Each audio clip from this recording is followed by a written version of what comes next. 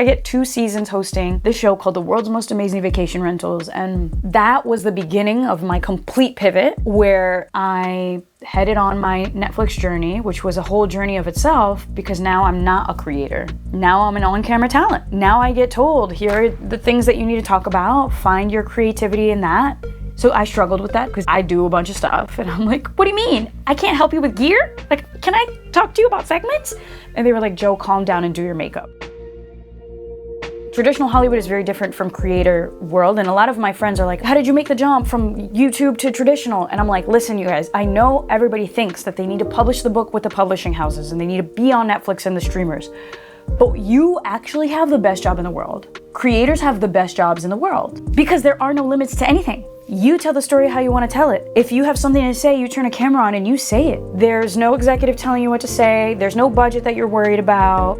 The freedom of speech that creators get is priceless. Of course, we work 55 million times harder because we're doing everything. But what I saw in that experience was like, creators do literally what a 13-person crew does on a daily basis. It makes us nimble and ready for everything. So I struggled, but that experience was amazing and I wouldn't trade it for the world because it gave me a look at how the sausage is made. And it was a big moment for me because I was like, damn. Here I was thinking that I was just a businesswoman, but I've been a creator, and I was just kind of suppressing it because the debt and the immigrant guilt and all of the things that society makes you believe told me I was just a business person. But as a creator, you're both business and creative. I was on the shoot for a year. A lot of times they're like, get ready at 8, and then you don't shoot till 11 a.m., but you can't leave. So you're like, okay, well, what am I gonna do in this time? And that was a big time for me to realize the one thing I will always do is write. So on the show, I was always journaling, always writing, and people were like, Jo, what are you always writing about?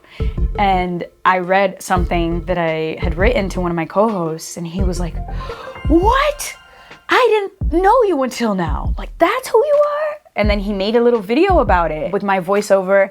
And this was when I started connecting the dots too. I'm like, I've never considered putting my writing in videos before, because writing was something so me and so personal. To me, it's scarier to put my writing on the internet than it is to host a Netflix show, because that's really me.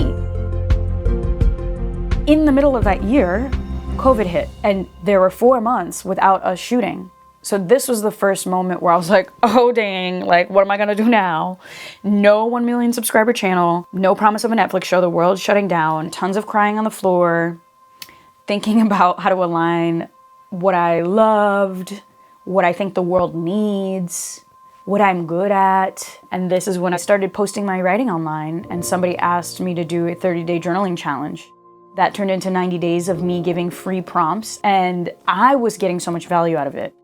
So I revived my YouTube channel and started my company, Jo Club.